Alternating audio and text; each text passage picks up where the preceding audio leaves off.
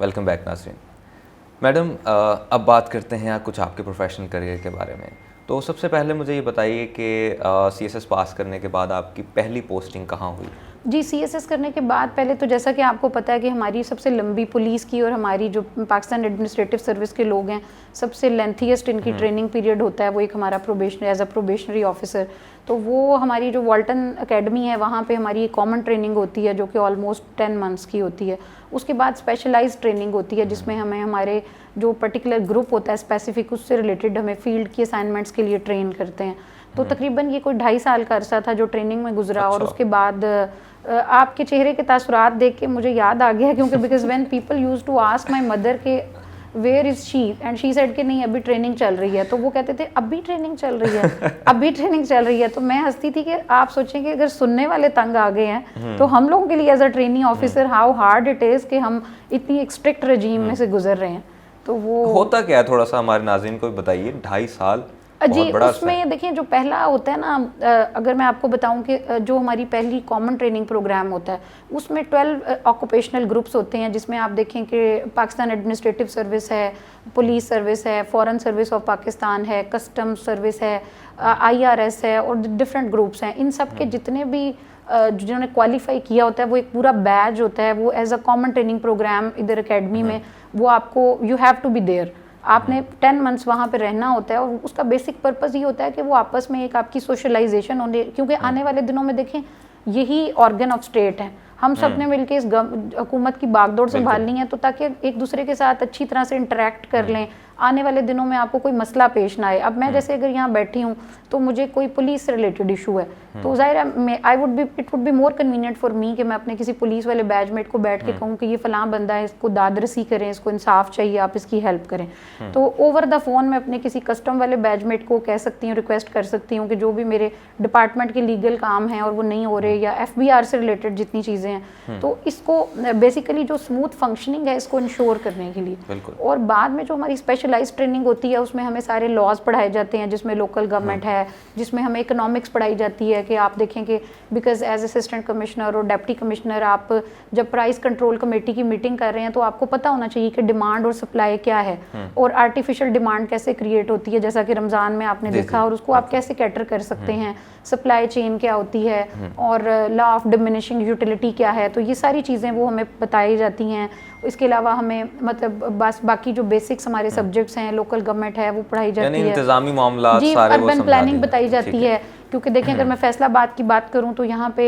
अगर आप master plan as a DC approve कर रहे हैं तो आपको आइडिया होना चाहिए कि अर्बन जोनिंग क्या है, मैपिंग क्या है, आपने कैसे प्लानिंग करनी है, कंजस्टेड ग्रोथ नहीं करनी। अब अगर फैसलाबाद को आप देखें तो सारी जितनी भी ग्रोथ है वो अलॉन्ग दी कैनाल है, दैट्स वेरी अनयूजुअल, ऐसा नहीं होना चाहिए। अब हमें इसको शिफ्ट करनी चाहिए कि towards other parts of the city as well, ताकि इस एब नॉर्मल ग्रोथ को रोका जा सके। ओके, सवाल मेरा बीच में रह गया कि आपकी पहली पोस्टिंग कहाँ पे हुई? जी, मेरी पहली पोस्टिंग जो थी वो as assistant commissioner UT Sargodha थी और उसके बाद then I joined as assistant commissioner Khushab. वहाँ पे मैंने काफ़ी टाइम सर्व किया और it was very memorable time for me, क्योंकि being field officer you are in direct contact with the people और आप बड़ी एफिशिएंटली एक सर्विस डिलीवरी जो होती है उसके आपको असरात। डायरेक्ट कांटेक्ट से रिलेटेड मेरे जहन में एक सवाल आ रहा है, वो ये कि जब ये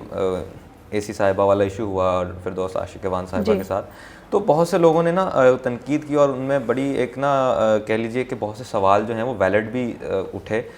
तो सवाल ये है कि कहा यह जाता है कि जब ये जो हमारे ब्यूरोक्रेट्स होते हैं, सिविल ऑफिसर्स होते हैं, आपका भी शुमार उनमें होता है जी, अवाम की एक्सेस से दूर हो जाते हैं ये लोग, किस हद तक इसमें सदाकत है? अच्छा, मैं इस बात से इस तरह से एग्री नहीं करूंगी, क्योंकि देखें बीइंग असिस्टेंट कमिश्नर आप collector of sub division court work कर रहे होते हैं, वहाँ पे लोगों के केसेस आपके पास आते हैं, आप उनके फैसले सुन रहे होते हैं, आप प्राइस कंट्रोल कर रहे होते हैं, एंटी एडल्ट्रेशन कैंपेन कर रहे होते हैं, आप इंक्रोचमेंट रिमूव कर रहे होते हैं, और उसके अलावा आपकी पब्लिक डीलिंग सारा दिन चल रही होती है। तो सारा कुछ जो चल रहा होता है जब आप जा रहे हैं, लेट्स से कि आपसे किसी शहरी को कोई शिकायत है, वो आपसे मिलके आपको एक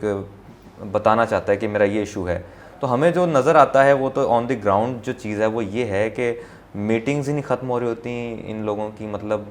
आपको मैं डायरेक्ट मुखातिब करते हुए कह रहा हूँ कि आप वो सारे उसमें सिस्टम में रही हैं, तो मीटिंग्स जो उनमें आवाम के साथ मीटिंग भी होती है कभी? जी, मैं यही आपको बता रही हूँ कि सुबह जब हम ऑफिस आके बैठते हैं तो ये कोई पर्ची सिस्टम या चिट सिस्टम तो होता नहीं है, बल्कि मैं I am very honest in my opinion, और मैं इस चीज़ को एग्जेजरेट कर नहीं रही, क्योंकि हर इंसान का और हर ऑफिसर का एक अपना मिजाज होता है। तो ऑफ कोर्स कि मैं अपने बारे में तो ज़रूर आपको बड़ी जिम्मेदारी से एक स्टेटमेंट दे सकती हूँ, बाकी लोगों के बारे में भी मैं अच्छा गुमान रखती हूँ कि सब अपनी बेस्ट एफर्ट्स कर रहे होते हैं। तो मेरे ऑफिस में तो कोई पर्ची और चिट सिस्टम ऐसा नहीं रहा, लोग डायरेक्ट एक्सेस थी, बल्कि to the extent, let me share it with you, I hope कि मैं इसको, I am not bragging about me, कि मेरे ऑफिस के सामने एक, जैसे ये विंडो है, ऐसे एक विंडो थी, तो उसके जो सामने एक ग्रासी लॉन था, जहाँ पे आके यूजुअली जितने भी जो मुलाकात के लिए लोग आए होते थे, साइल होते थे, वो बैठ जाते थे। तो मैं अपने स्टाफ की इंटरवेंशन को रोकने के लिए उसका जो सामने से कर्टन्स हैं वो रिमूव करा देती थी, ताकि मुझे नज़र आए कि कौन सा बंदा कितनी देर तक इंतज़ार कर रहा है, या उसमें मुझे पता चलता था कि अच्छा ये बाबा जी इस कॉरिडोर में चौथा चक्कर है इनका। अच्छा। तो मैं बेल बजा के बुला के उनको पूछती थी कि भाई ये बाबा जी जो हैं, ये पिछले आधे घंटे से मैं देख रही हूँ या 15 मिनट से ये बैठे हुए हैं, इनका क्या मामला है। तो वो कहते थे कि जी ये फ़ोटो कॉपी कराने गए हैं, या कोई इनकी एप्लीकेशन पूरी नहीं है, तो भी हम इनको आपके पास लेकर आते हैं। तो मेरी हमेशा ये कोशिश होती है। इसके अलावा हम खुली कचहरी करते थे, तो देखिए वहाँ पे तो आप कंट्रोल्ड ओपिनियन नहीं ले सकते ना, कि आप किसी को पहले से बिठा दें तैयार करके कि जी क्या कहना है। तो खुली कचहरी में तो हर किस्म के लोग आते हैं, तो वीकली बेसिस पे ख़वातीन की खुली कचहरी अलग किया करती थी मैं जी, when I was posted as assistant commissioner. और अदरवाइज जैसे कि तहसील के अपनी जो तहसील के मुख्तलिफ इलाके हैं, वहाँ पे खुली कचहरी जो मुनक्किद होती थी वो एक अलग होती थी, उसमें रेवेन्यू स्टाफ बैठा होता था और बाकी जितने भी डिपार्टमेंट थे, तो वहीं फिर उन साइलिन की जो शिकायत होती थी उसको हम दूर करते थे। एक्चुअली ना बहुत सारी मिथ्स भी हैं जो सिविल सर्वेंट से रिलेटेड हैं, जैसा कि मैं आपसे पहले जिक्र कर रही थी कि ये तनकीद बराए तनकीद जो है वो एक बड़ा आसान चीज़ होती है कि आप बैठ के कैजुअल सी स्टेटमेंट दे दें। बात काट रहा हूँ आपकी, लेकिन इससे मुकम्मल तौर पे आप इनकार नहीं कर सकती। आपने अपना बताया, चले मैं अप्रिशिएट करता हूँ कि आप जैसे और भी ऑफिसर्स होंगे, सारे एक जैसे नहीं होते, लेकिन अगर अक्सरियत की बात की जाए ना, तो यकीन कीजिए कि अवाम जो है वो बिला वजह तो झूठ नहीं बोलते, ना ही मीडिया से रिलेटेड जो लोग हैं वो तो ऐसे ही तो नहीं कोई बात कर देंगे। तो ये ऐसा है, तो क्या इसमें क्या पढ़े हुए, आप अच्छे खासे पढ़े लिखे लोग हैं, सियासतदानों को तो चले आप कह देते हैं इनके पास तो डिग्रियां भी जाली होती हैं, ठीक है, आप लोग जो हैं क्या आप इन लोगों की मजम्मत नहीं करती? जी देखिए मेरी बात सुने, मैं आपके साथ ये शेयर ज़रूर कर लूँ, क्योंकि हमारे मुल्क में आप देखें कि लिटरेसी रेशो बहुत कम है, तो हमारी ज़्यादातर जो लोग हैं वो अनएजुकेटेड हैं, उनको हमारे मसाइल का इदराक नहीं है, या उनको ये भी नहीं पता होता कि ये मामला किससे रिलेटेड है। एडमिनिस्ट्रेशन जो है उसका मॉडल बहुत चेंज हो गया है। हम लोग भी बैठ के, एडमिनिस्ट्रेशन इतनी ज़्यादा चैलेंजिंग हो चुकी है कि शायद मैं और आप उसका तसव्वुर भी नहीं कर सकते। देखें पहले वक्तों में, अब पिछले 2 साल से हम कोविड जैसी आफत के साथ निपट रहे हैं, तो आप मुझे ये बताएं कि क्या पिछले दौर में क्या एडमिनिस्ट्रेशन इतनी चैलेंजिंग होती थी? ये नहीं था। हमारे जो तमाम अफसरान हैं, जिसमें अगर मैं सिर्फ फैसलाबाद की बात करती हूँ, मैं बाकी ज़िलों की बात नहीं करती, फैसलाबाद में डिस्ट्रिक्ट एडमिनिस्ट्रेशन ने तकरीबन जो है वो कंसेक्टिव नहीं, तकरीबन नहीं बल्कि I am pretty sure because I was part of that,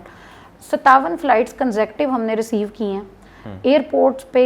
रात 4 बजे फ़्लाइट आ रही है, सुबह 7 बजे आ रही है, रात 1 बजे आ रही है। हम तमाम अफसरान वहाँ एयरपोर्ट पे मौजूद होते थे या क्वारंटीन सेंटर्स पे ड्यूटी कर रहे होते थे। वहाँ पे उनको रिसीव करने से लेकर उनको वहाँ पहुँचाने तक, उनकी रजिस्ट्रेशन मुकम्मल करने से लेकर उनके टेस्ट कराने तक, उनमें से जो पॉजिटिव पेशेंट्स आए हैं उनको अलहदा करके फ़ौरन हॉस्पिटल्स में शिफ्ट करना या अलहदा क्वारंटीन सेंटर्स में शिफ्ट करना। उसके बाद उनके नेगेटिव टेस्ट आने पे पूरी रात खड़े होके बसें अरेंज करके, गाड़ियाँ अरेंज करके उनको पाकिस्तान में शुमाली वज़ीरिस्तान और जनूबी वज़ीरिस्तान तक पहुँचाना। ये वो काम है जो मैंने ज़ाती तौर पे किए हैं और मेरे साथ तमाम अफसरान थे। अब मुझे ये बताइए कि PHA का चार्ज आपने कब संभाला? जी मैंने लास्ट ईयर जो है वो PHA का चार्ज संभाला था as a DG PHA, because आप कह सकते हैं कि ख़वातीन की जो स्टैटिक वैल्यू है वो थोड़ी वो सेंस ज़रा ज़्यादा होती है। तो उसमें मेरी ख्वाहिश थी कि कुछ चीज़ें ऐसी थी जिनको मैं as a ADC finance and planning देखती थी, but of course it's a specialised department और अथॉरिटी, तो हमारे पास वो तमाम वसाइल उस तरीके से नहीं होते थे क्योंकि ये एक पर्पस बेस्ड अथॉरिटी है।